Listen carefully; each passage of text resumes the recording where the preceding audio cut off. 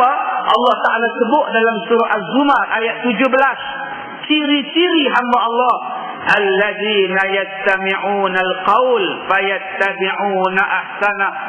Allah berkata, hamba Allah ialah orang yang berusaha mendengar perkataan-perkataan, ayat-ayat Quran yang sampai kepadanya, lalu mereka memilih dan menurut akan yang terbaik-baiknya daripada agama. Itulah hamba Allah. Hamba Allah itu apa? Hamba Allah ialah orang yang berusaha nak mencari. Alladzina yastami'un, orang yang berusaha mendengar, yang belajar, yang nak dengar, yang nak tahu. Nak dengar apa? Al-qaul, Al-Quran, hukum Quran, huraian Quran, hukum agama. Selepas mereka mendengar, fayattabi'una ahsanahu, mereka mengikutnya dengan sebaik-baiknya. Itulah hamba Allah.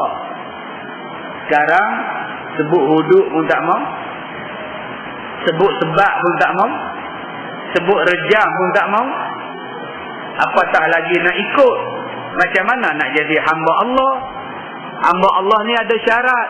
Syaratnya ialah percaya kepada Quran dan mengikuti dengan sebaik-baiknya apa yang Quran kata.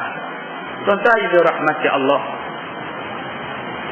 bila kita sebut ayat Az-Zumar, surah Az-Zumar ayat 17 dan ayat 18 tadi, bila kita cakap ustaz, orang tak nak ikut ustaz, saya cakap, mereka marah saya tegur, mereka bantah ustaz, kadang-kadang kecil hati ustaz.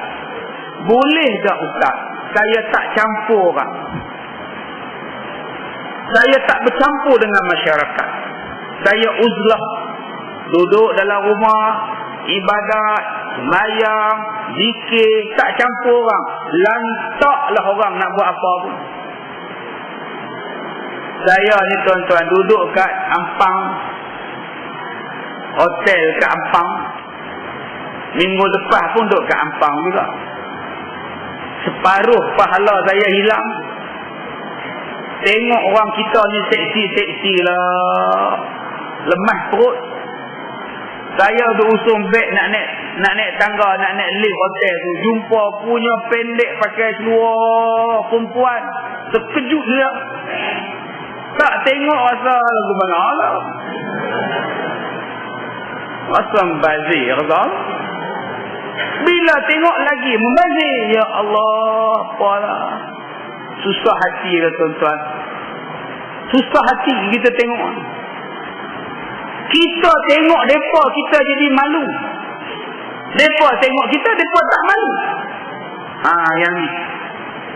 Kalau kita pun tengok mereka juga jadi tak malu, kita pun teruk lagi. Kita ada ngorak pula. Hello miss, ini apa ringgit. Beg pun tinggal, ikut dia pula. Alah jauh lah tuan-tuan. Kalau kita ni, saya ni kalau nak jadi penceramah, duk cakap pasal macam ni, bukan orang suka. Ni duk cerita pasal hukum Islam, duk cerita pasal kerak tangan, orang bukan suka. Orang tak suka. Dulu ada orang suka, ada yang tak suka. Lah ni rasa-rasa dua-dua tak suka. Sekarang ni dua-dua tak suka. Dulu ada sokong, ada tak sokong. Lah ni macam dua-dua tak sokong. Ada yang make warning saya, ustaz, jangan sebut hudud dengan ustaz. Lagi orang-orang bukan Islam tak sokong kita pula. Lah mereka dah sokong kita ni ustaz. Ustaz duk sebut hudud pula, esok mereka lari ustaz.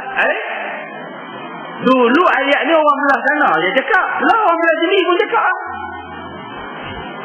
Direct main tegak, ustaz jangan duk sebut hudud dengan ustaz. Pasal mereka ni dah baik dengan kita. Jadi mereka ni bila kita sebut hudud lagi mereka lari ustaz. Payah ustaz. Salah kita lari.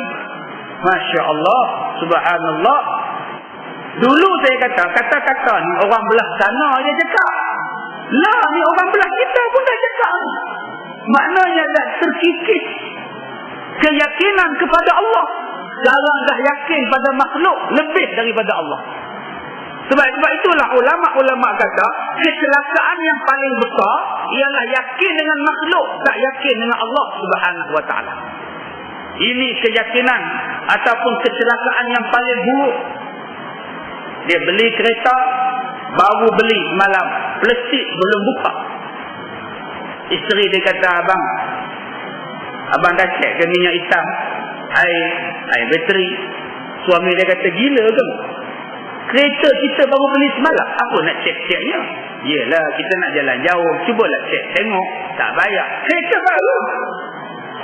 Dia percaya pada kereta lebih pada Allah.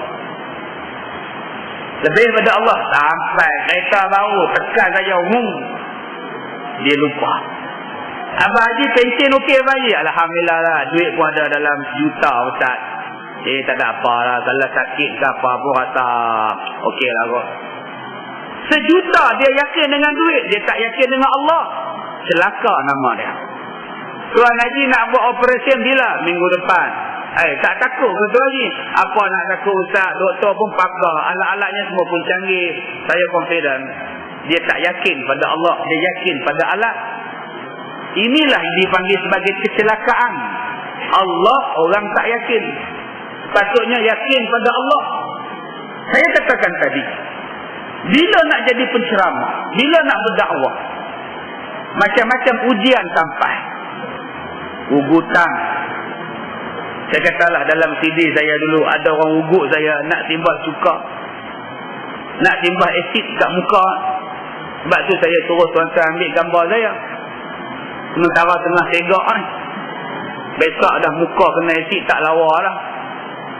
Susahnya jadi penceramah, susahnya jadi tok imam. Baca pendek orang kata, nama Hafiz, baca pendek. Nampak? Dia Hafiz, dia baca ayat pendek. Orang komplain, nama je Hafiz, tapi pendek baca. Memang nama imam tu Hafiz, dia bukan Hafiz Quran, nama je Hafiz. Kamu ni tak faham-faham. Bila dia baca panjang, marah pula. Panjang gila tu imam ni. Ada je tak kena. Inilah penyakit kita. Biasa pengurusi buat tazkirah, tak kena. Orang nak semayang, yang dia sibuk buat tazkirah, macam tak ada masa lain. Bila tak buat tazkirah, apa punya nazir? Semayang je buatlah, mengaji ke, kuliah ke. Banyaknya komplain tuan-tuan. Bila selawat, ni apa selawat ni? Mana ada selawat? Bid'ah. Bila tak buat pula senyap semua. Apa hal tak selawat pula ni? Selawatlah bagus. Payah. Bila tak buat makan di belakang, orang komplain, duit banyak, buatlah makan. Orang bagi duit terus berbelanja, bukan terus simpan. Bila dah buat makan, membazir pula. Apa dia buat makan? Orang tak makan, membazir pula. Membazir pula. Subhanallah. Teruknya tuan-tuan. Teruk sungguh. Macam kita berniaga pasal Ramadan. Nak meniaga tak meniaga, nak meniaga tak meniaga. Meniaga, hujan pula. Lebat yamat, terbang segala kemah. Hari ni malam meniaga, hujan. Tengok-tengok sampai semalam tak hujan. Rugi aku tak meniaga. Semuanya serba tak kena. Satu sahabat datang jumpa Rasulullah. Dia ni dah fed up. Dia tak mau campur dengan orang. Dia nak minta izin kepada Nabi. Dia nak duduk seorang-seorang. Kata dia, walan af'ala hatta asta'zina Rasulullah sallallahu alaihi wasallam. Faqala la taf'al fa inna muqama ahadikum fi sabilillah afdalu min salatihi fi baitihi 70 aman. Dia kata, ya Rasulullah, saya ambil keputusan ni nak tanya pada Nabi, pada Rasulullah. Saya tak mau campur-campur dengan orang. Saya tak mau pergi masjid. Saya tak mau dakwah-dakwah apa semua. Tak mau. Saya nak buat ibadat aja kat rumah saya. Saya tak mau campur itu. Saya tak mau campur ini. Saya nak buat ibadat aja Rasulullah. Boleh tak Rasulullah? Nabi kata, la taf'al. Jangan kamu buat.